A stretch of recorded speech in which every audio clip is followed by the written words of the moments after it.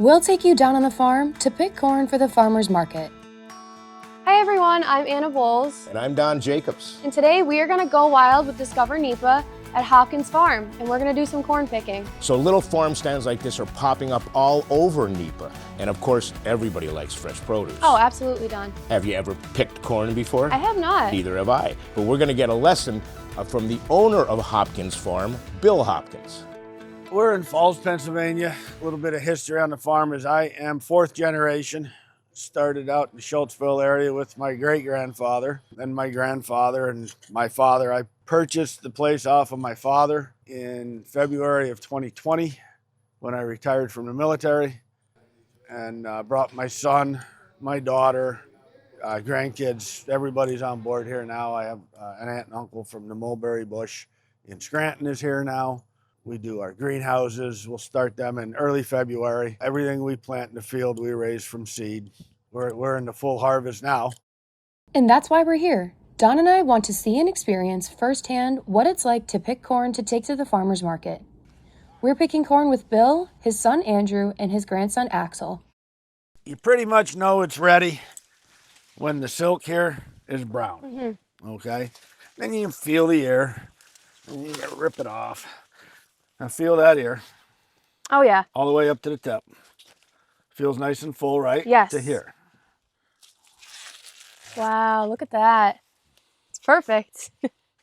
How many ears of corn do you usually get per stalk? One. On certain varieties, you'll get maybe 30 to 40% of the stalks that have two marketable ears on them, but that's rare. What variety is this? This variety is Kickoff. You just grab it, give her a little pull down and a twist. She comes right off. Awesome. So, try it for yourself. Okay. All right. Oh, there we go. There you go, right? Where should I put it? Just in the bucket? Drop it in the bucket. Okay. I did. Here's another one right here. Yep. Can I get that one? Yep. Grab. Like I said, just grab it. Feel it. It feels nice and full to the top. Pull her down and twist. And that's it. We like to start harvesting the middle to the end of July.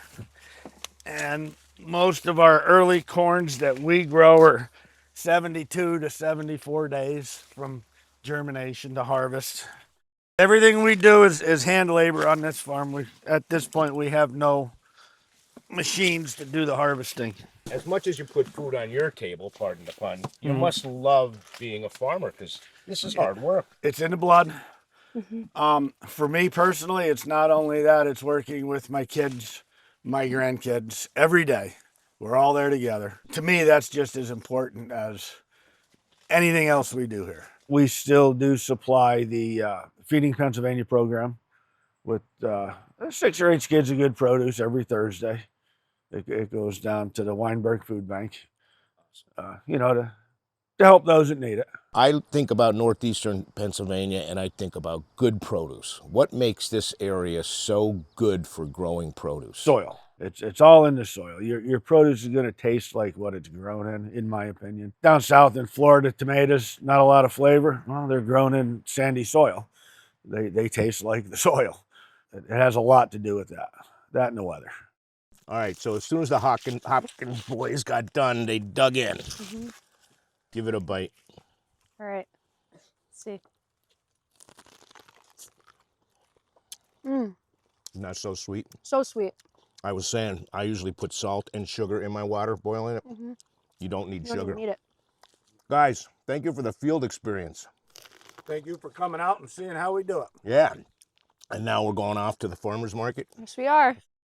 All right, so here we are at the Co-op Farmers Market in Scranton. Leanne Hopkins has joined us.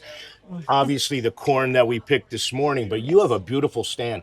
Tell me as we walk down it, what are we selling here? We're selling herbs, some greens. We have 3 different kinds of cabbage, red beets, scallions, regular white onions, okra, zucchini, yellow squash, a few different varieties of our tomatoes.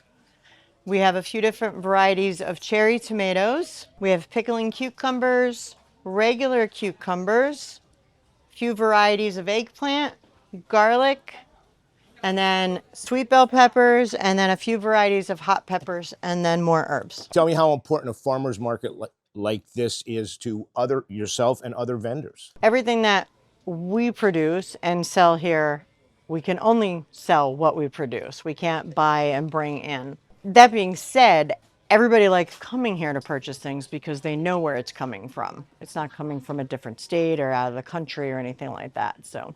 And this farmer's market is open when? Monday, Wednesday, and Friday from 11 to 5. This is our 87th year this year. Wow, and you've been members of this since 87 Well, years ago. yes, my husband's family has, yes. His grandfather was one of the founding members, and then his father, and now us. So you could buy your produce here, Yes. or you could stop by your place in Falls. Yes, on 502 River Road.